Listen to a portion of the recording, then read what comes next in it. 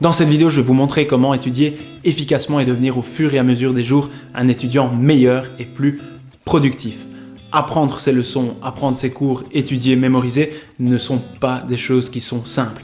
Et le problème dans tout ça, c'est que l'école ne nous montre pas comment le faire. Les profs, c'est vrai, nous disent quoi faire, mais ne montrent pas comment on doit le faire. C'est un petit peu comme si je voulais cuisiner, mais sans recette. Alors bien sûr, je peux chipoter, je peux faire un plat, mais le résultat ne sera pas aussi bon que si j'avais eu la bonne recette. Lorsqu'on est étudiant, on reçoit souvent des conseils, que ce soit sa propre famille, des professeurs ou d'autres étudiants quant à sa façon d'étudier. Mais le problème avec ce genre de conseils, c'est que tout le monde y va de sa propre expérience et que quelquefois, les conseils ne sont pas adaptés à votre profil ou même pire, ils ne sont pas bons du tout pour les apprentissages. Mais rassurez-vous, il existe bien des astuces, des hacks pour pouvoir pirater votre apprentissage et pour pouvoir passer vos études un cran, un niveau supérieur. Restez bien jusqu'au bout dans cette vidéo puisque j'ai un bonus exclusif juste pour vous. Je vous en dis plus dans quelques minutes. Si ce n'est pas encore fait, je vous invite à pouvoir mettre pause cette vidéo tout de suite pour ne rien rater et de mettre un gros pouce bleu. Ça serait vraiment hyper sympa de votre part. Vous l'aurez donc compris, si vous souhaitez obtenir des conseils d'études avancés, vous êtes au bon endroit. Et on commence tout de suite, mais juste avant ça, générique.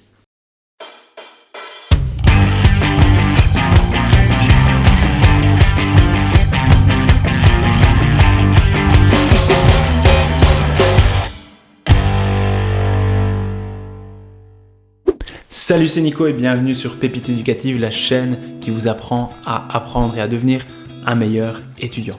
Je me souviens lorsque j'étais sur les bancs de l'école il y a encore quelques années, j'avais beaucoup de mal à étudier lorsque la matière était conséquente. Et pourtant, je pensais pouvoir m'y prendre vraiment correctement. J'étais plutôt un profil d'étudiant pêcheur. J'étudiais un petit peu comme si j'allais à la pêche, c'est-à-dire que je lançais ma canne et tout simplement, j'attendais que ça morte. Mais ce profil-là, c'est pas le bon profil, c'est pas la bonne posture à adopter. Le profil adopté pour les étudiants, c'est le profil du détective pêcheur.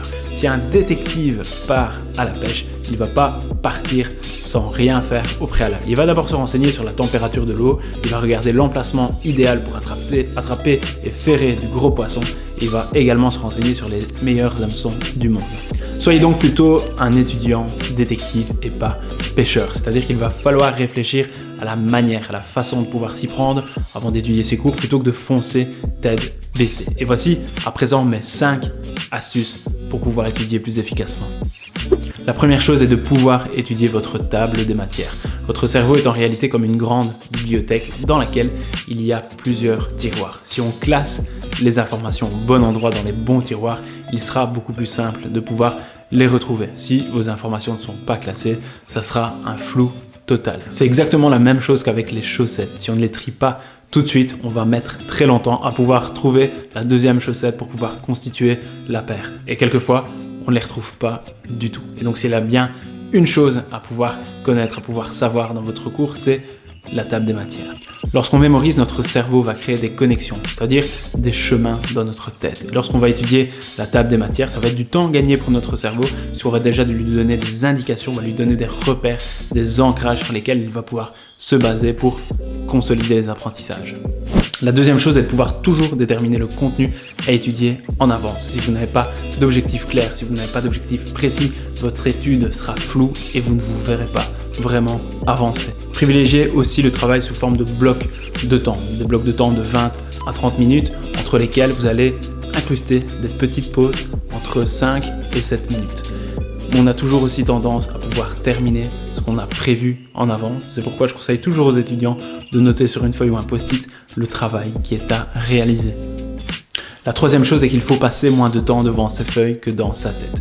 Le cerveau ne sait pas faire deux choses en même temps. Lire et mémoriser sont donc deux gestes qui sont complètement différents. Il ne faut pas essayer de les faire au même moment. Prenons l'exemple d'une définition. Alors bien sûr, pour étudier sa définition, il faut commencer par la lire plusieurs fois, mais très vite, il faut pouvoir cacher sa définition ou il faut pouvoir regarder ailleurs et faire ce qu'on appelle de l'évocation. Et non, pas de l'invocation, c'est pas les Pokémon.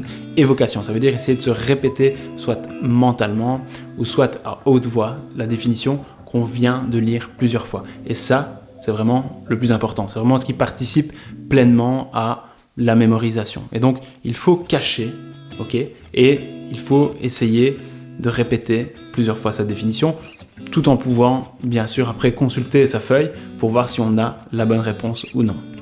4. Une fois votre étude terminée, en réalité, ce n'est pas terminé. C'est là même où il y aura une étape très importante. On va faire de l'ancrage, on va faire de l'imprégnation. Il faut faire ce qu'on appelle des réactivations. On va réactiver, on va se souvenir de ce qu'on a appris. Donc, une fois que votre étude est terminée, moi, ce que je conseille toujours, c'est de pouvoir prendre une petite pause entre 15 et 30 minutes. Il ne faut pas prendre 5 heures de pause, bien entendu. Et ensuite, prendre une feuille ou un post-it et noter tout ce qui vous revient en tête, notez tous les mots-clés de ce que vous avez étudié précédemment. Tout ça, ça va vraiment favoriser la mémorisation.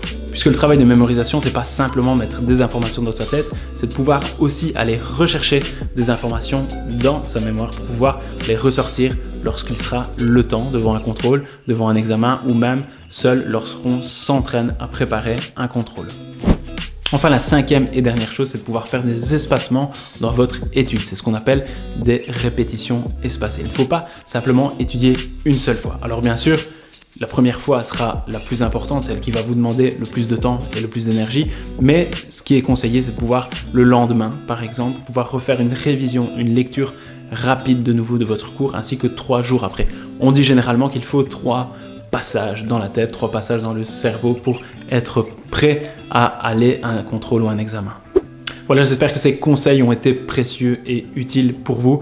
Une dernière chose, ne soyez pas dans une posture passive, comme si vous étiez sur Netflix en train de manger du popcorn, mais il faut être dans une posture active. Ça veut dire que les conseils, il ne faut pas seulement les prendre, il ne faut pas seulement les ingérer, il faut les appliquer, il faut tester, il faut pouvoir expérimenter pour voir si ça fonctionne pour vous et pour pouvoir obtenir du résultat. C'est au fur et à mesure de votre pratique que vous serez plus efficace et productif dans vos études. Je vous l'ai promis en début de vidéo et donc je tiens ma promesse et je vous offre exclusivement et gratuitement mon guide pour obtenir des meilleures notes sans forcément y passer des heures. C'est un guide méthodologique que vous pouvez télécharger avec des conseils de base et des conseils avancés en méthode de travail pour faire de vous un étudiant au top. Vous retrouverez le lien dans la description de cette vidéo.